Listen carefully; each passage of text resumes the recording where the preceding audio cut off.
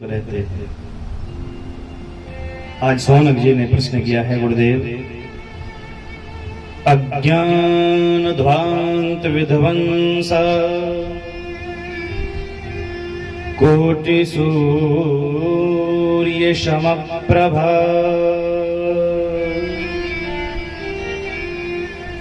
सूताख्याहि कथा सारम् मम कर्णरसायनम्। हे गुरुदेव, जब सूर्य नारायण का प्रकाश निकलता है तो अंधेरा अपने आप दूर भाग जाता है। संसार के अंधेरे को तो सूर्य नारायण दूर कर सकते हैं, पर हमारे जो हृदय में अंधकार है, अज्ञान का अंधकार, उसे वो दूर नहीं कर सकते। उसे कौन दूर करेगा? गुरुदेव, हमारे हृदयस्थ अंधकार को तो आपकी वाणी दूर कर सकती है। जब आपकी कृपा होगी, आप भगवान की जब रसमयी कथा श्रवण कराओगे, तभी हमारे हृदय के अंधकार दूर होगा। गुरुदेव, चिंतामणिर्लोक सुखम सुरद्रु स्वर्ग संपदम प्रियच्छति गुरु प्रीतो वैकुंठम योगी दुर्लभम। गुरुदेव, यदि किसी को चिंतामणि मिल जाए, जो चिंतामणि का स्वभाव है कि जो भी आप मन से सोचोगे तुरंत पूरा हो जाएगा, यदि आपके पास में चिंतामणि है तो ये स्वभाव है उसका। यदि कोई कल्प वृक्ष के नीचे बैठा है और कल्प वृक्ष के नीचे बैठकर जो मन में सोचेगा, जो मनोकामना होगी, तुरंत पूरी हो जाएगी। लेकिन इतनी शक्ति ना तो चिंतामणि में है, ना कल्प वृक्ष में है कि जो भगवान का दर्शन करा दे या भगवान का साक्षात्कार करा दे।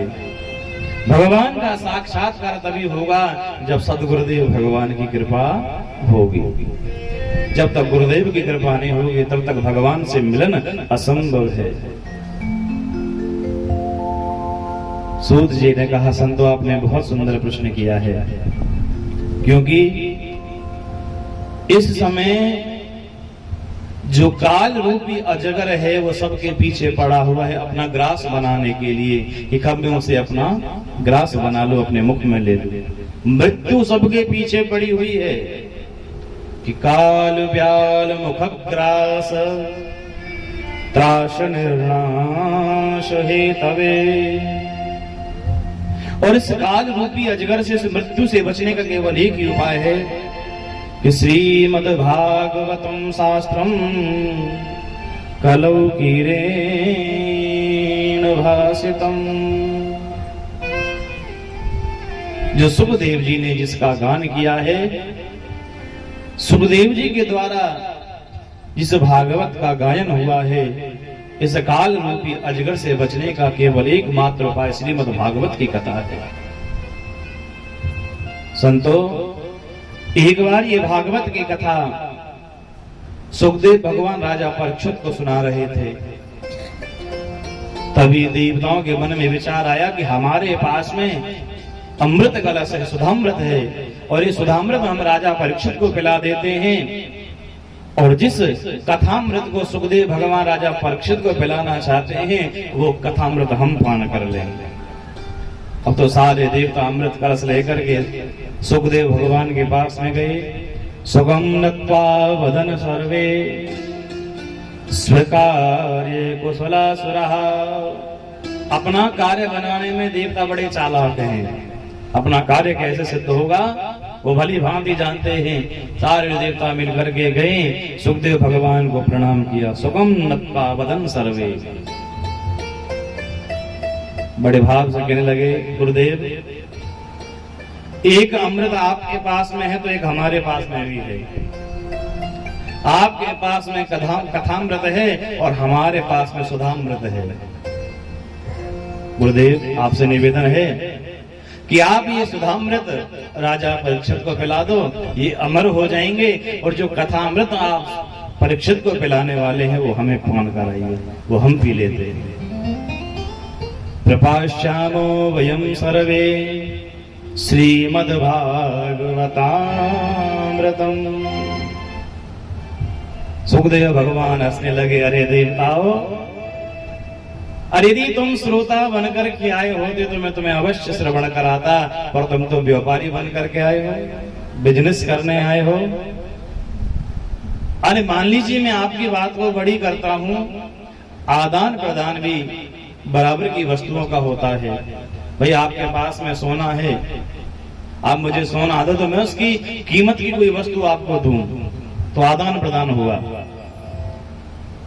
सुखदेव भगवान कहते हैं, क्व स्वधा क्व कथा लोके क्व कांचा क्व मणिर्महान। अरे देवताओं, कहाँ एक साधारण सा कांच का टुकड़ा और कहाँ बहुमूल्य मणि, क्या दोनों की बराबरी हो सकती है?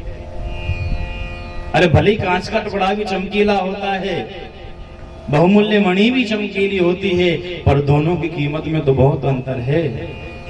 उसी प्रकार तुम्हारा जो सुधामृत है वो अमर तो कर देगा, उसे पान करने के बाद जीव अमर हो जाएगा, स्वर्ग में चला जाएगा। लेकिन क्षीणे पुण्य मर्तलोके वसंती, और जैसे जैसे उसके पुण्य कम होंगे वैसे धड़ाम से पृथ्वी पर आकर के गिरेगा। परंतु जो कथामृत है वो प्रथम सीढ़ी से प्रारंभ होगा और जीव को उच्च गति तक ले जाएगा, उसको मोक्ष दिलाएगा। श्रवण मंगलम श्रीमदाततम।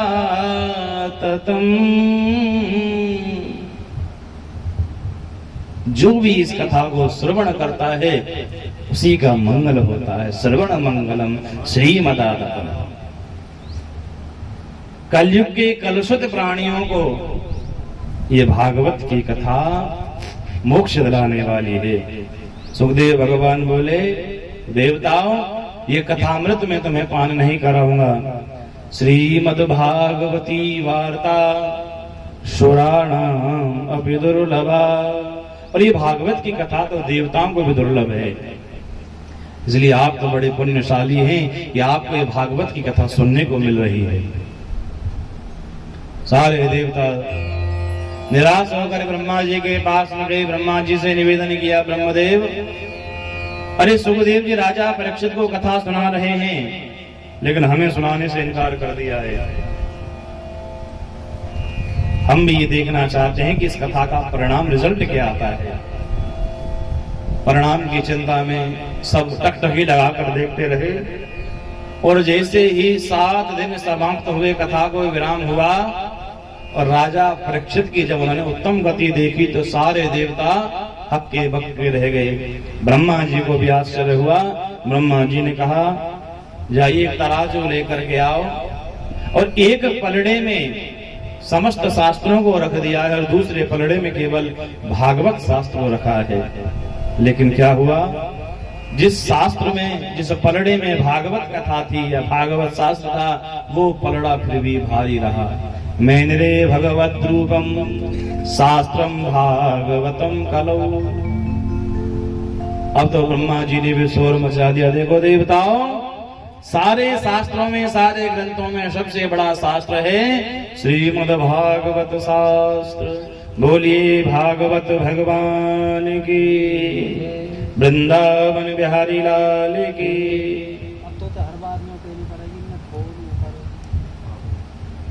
ये टेंट तो बंद तो ही देखो, सफेद के मत देखो।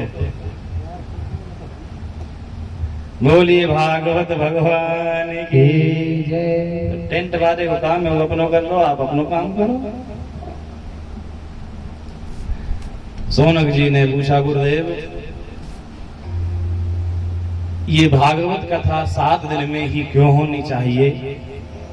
इसका नियम, इसका विधान कब से बना? क्या ऐसा नहीं हो सकता है कि सिर्फ 5 दिन में श्रवण कर लें, या किसी के पास में अधिक समय है तो 1 महीने तक कथा चले? 7 दिन में ही क्यों से विराम होना होता है? इसके विषय में मुझे बतलाइए। सूत जी महाराज ने कहा, संतो, इस विषय में मैं आपको कथा श्रवण कराता हूं कि एकदा हि विशालायां चत्वारो ऋषयो मलाः सत्संगार्थं समायाता तत्र नारदम्। एक बार चारों भाई शनक, सनंदन, सनातन और सनत कुमार सत्संग की इच्छा से बद्रिक आश्रम में भ्रमण कर रहे थे। तभी उन्होंने एक आश्चर्य देखा। उदास मुख लिए नारद जी उनके सामने से निकल के जा रहे थे। नारद जी ने उन चारों भाइयों को प्रणाम भी नहीं किया तो सनकादिक जी को बड़ा आश्चर्य हुआ। सनकादिक जी ने आवाज लगाई, अरे नारद ठहरो भैया, अरे कहाँ दौड़े जा रहे हो? नारद जी रुके। सनकादिक जी ने पूछा, कथम ब्रह्मन्नदीद मुखा। अरे पंडित जी महाराज, ब्राह्मण देवता देवऋषि, आपका मुख लटका हुआ क्यों है? क्योंकि संतों का मुख तो सदैव प्रसन्न रहना चाहिए, प्रसन्न हासालोचनोल्लसन, लेकिन आपका चेहरा तो लटका हुआ है। कुतश्चिंता तुरो भवान। और आपके चेहरे से मुझे दिखाई पड़ता है कि आपको तो बहुत कोई बड़ी चिंता है, आप कोई गहरी चिंता में मग्न हैं। और आपकी चाल से, आपकी गति से लगता है कि आप किसी लंबी यात्रा पर निकले हो। त्वरितम गम्यते कुत्र कुतश्चागमनम तवा। और यहाँ से आगे कहाँ जाने का प्लान है, कहाँ विचार कर रहे हो जाने का? और आपकी चाल ढाल से ऐसा लगता है, आपके मुख से ऐसा लगता है, क्योंकि आपका मलिन मुख है, खिन्न मुख है, उदास मुख है, और आपका मुख ऐसे लटका हुआ है जैसे आपका धन चोरी हो गया हो। गत वित्तो यथा जनः। अरे आपका कौन सा धन चोरी हो गया है? संतों के पास में तो वो धन होता है जिसे कोई चोर चुरा नहीं सकता है, कोई लूट नहीं सकता है, कोई छीन नहीं सकता है, और कोई बांट नहीं सकता है। और संतों का धन क्या है? हमारो धन राधा, श्री राधा, श्री राधा। हमारो धन राधा, श्री राधा, श्री राधा। हमारो धन राधा, श्री राधा, श्री राधा। हमारो धन राधा, श्री राधा, श्री राधा।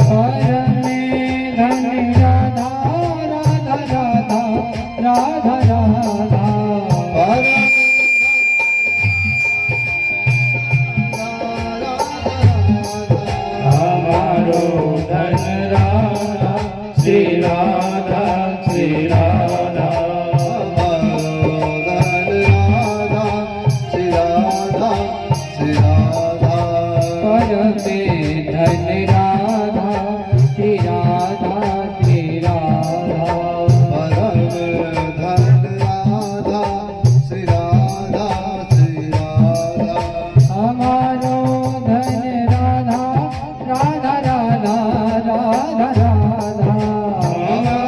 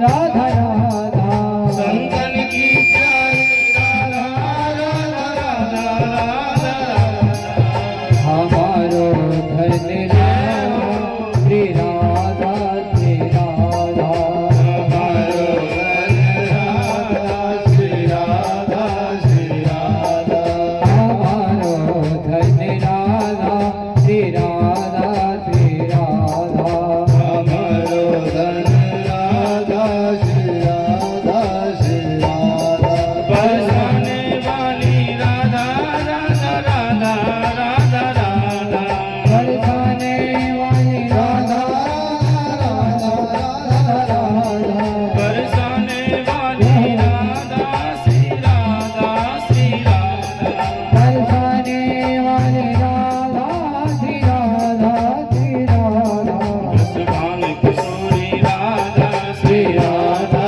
श्री राधा बरसाने किशोरी राधा श्री राधा श्री राधा बरसाने किशोरी राधा श्री राधा श्री राधा हमारो धन राधा श्री राधा श्री राधा परम धन राधा श्री राधा श्री राधा परम धन राधा श्री राधा श्री राधा राधा श्री राधा श्री राधा हमारो धन राधा श्री राधा श्री राधा संतन की प्यारी राधा श्री राधा श्री राधा संतन की प्यारी राधा राधा राधा राधा राधा राधे राधे राधा राधा राधा राधा राधे राधे राधा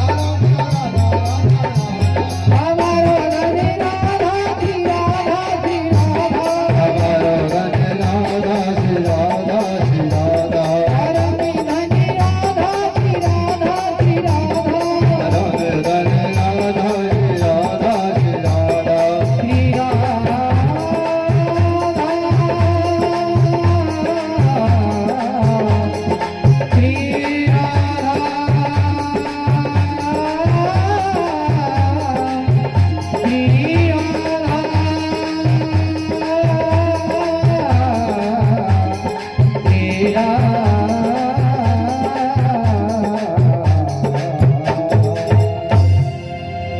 बोले भक्तवत्सल भगवान के जय। राधा रानी के जय जय श्री राम।